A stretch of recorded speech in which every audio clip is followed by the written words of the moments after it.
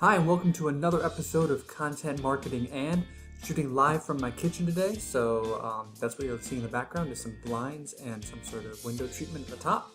And today we're going to be talking about content marketing and TV commercials. Now, the inspiration for today's episode is around the news that SNL is cutting their ads by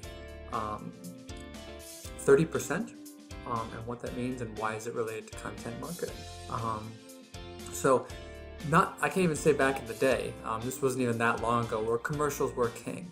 And in many places they still are. Many companies still hold these in high esteem, with Superbowl commercials, going for millions of dollars just for a 30-second spot.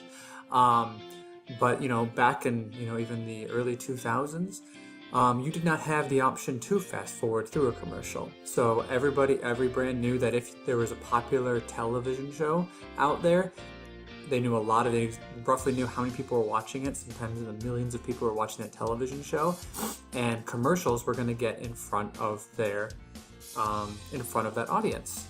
So these commercials were obviously very, very high stakes, cost a lot of money, but there was also a lot of success behind them because you knew eyes were going to be on them. That's not so much the case anymore. By not so much the case, I mean barely there at all, especially on TV. People are able to DVR, so I can't remember last time I watched a live show and actually watched the commercials outside of the Super Bowl. And then there's things like Netflix, Hulu, where there are no TV commercials.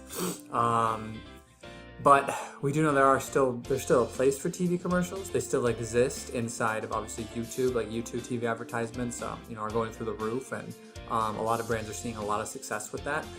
But no matter how you look at it, people have to adapt now, and the traditional way that commercials are made, they're shot, the stories that they tell have to change.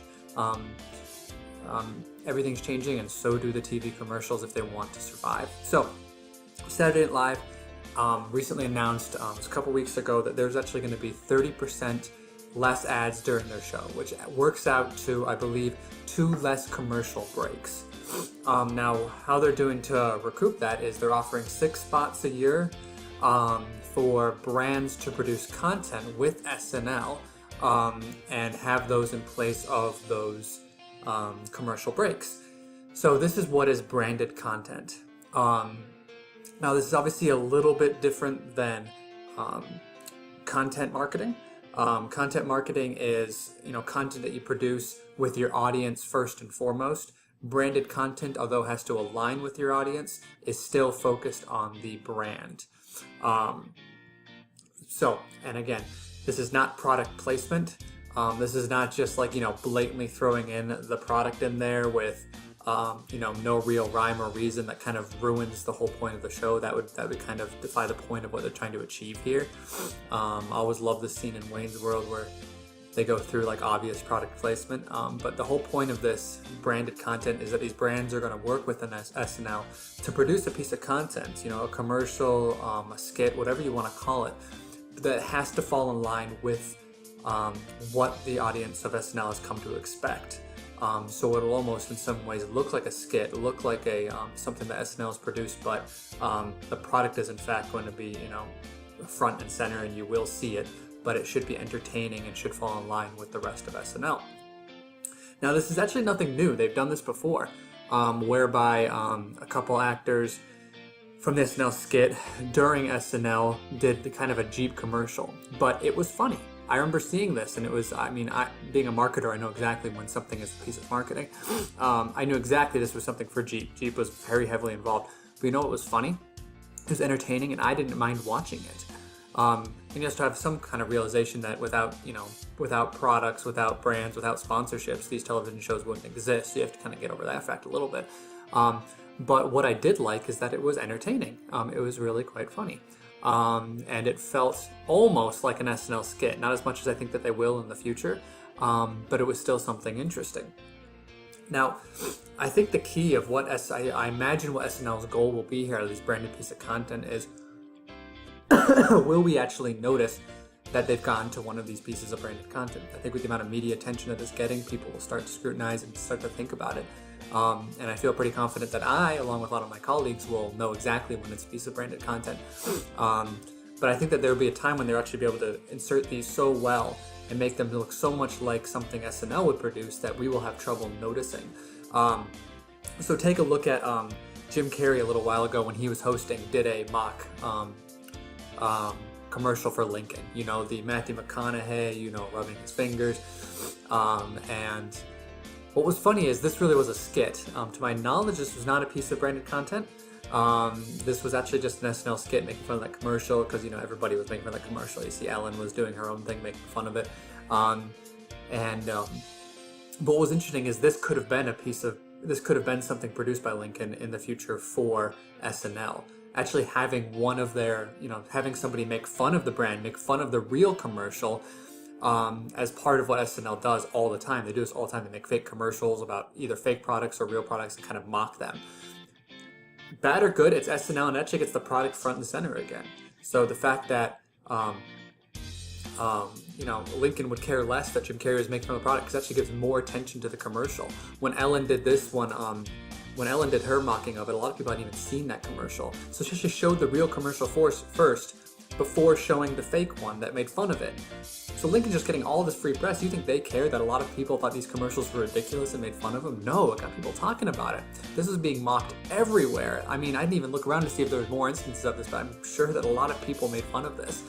And that's getting it out there. So I think it's going to be a tactic that's going to be important for brands to think about. Like SNL likes to do this already. Try and fit in with what SNL is doing already and get your product there. That's what's going to be important. And if they can achieve this, that's how I think they're going to get the most success. Even to the point where I think they won't need any commercials and just do things like this. Because, you know, as a big fan of SNL, even through its slumps, I wouldn't mind this. I think it's funny if they do it right. And other companies are already doing this. Who is it? Seth Meyers, formerly of SNL, he's currently doing this. Conan O'Brien, I think, does it all the time still. This was actually he did a commercial for, it was promoting the movie Ride Along 2. I missed the first one, so I feel like there's no way I can see the second one or I'll be completely lost. But in this commercial, he calls and gets a lift and just pretty much hangs out with Ice Cube and Kevin Hart, and they barely even mention the movie that they're in. It's just a matter of people are watching them, man, those two guys are pretty funny together. Oh, and then if they see a commercial for the movie later, they go, oh, that might be funny. And on top of that, obviously Conan's calling a Lyft, which is actually still a competitor to Uber, believe it or not. So that was a piece of, you know, branded content, obviously sponsored by Lyft, sponsored by Ride Along, that fell in line with what Conan does already. Conan does these funny skits anyway. And I honestly believe a lot of people could have watched this and had no idea this was a piece of branded content, but it was. Now here's where it was what Conan can do, where SNL can learn from, or any future companies can as well. When the brand came to them, they gave all the control over to Conan O'Brien. You know, hey, this is a piece we have to use our brand, but gave all creative control over to Conan. Now, why that's brilliant is because it's Conan's show. He knows what his audience likes, what they don't like. He knows the tone, the voice, everything that needs to go into it. And by giving him creative control and just having, you know, Lyft and, you know, the movie producers have final say in what goes out, you're creating a piece of content that's very in line with their audience members. And this is the future of commercials. I was actually listening to the podcast, you know, P&R, Litzy and Rose from Content Marketing Institute. And they're the ones who brought this to my attention about, you know, this commercial here. And they completely agree that this is the future of TV commercials. If commercials are going to, you know, it won't, I guess commercials in a extent won't really exist anymore, but the way brands are going to get in front of people, you know, whether, you know, on TV, on, you know, even on YouTube channels, is you're going to have to create content with the brand or the medium that you're actually advertising on. And I highly recommend giving them most of the control over it and you just having final say, because you don't have to learn their audience. They already know their audience, they know their likes, their dislikes. And this is going to be really important because, again, let's go back to the DVR example.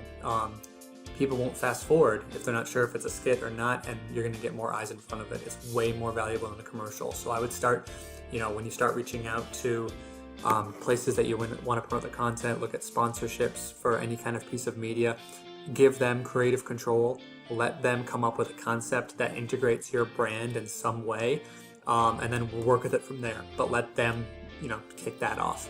All right. Thank you for listening, and I will talk to you again next week.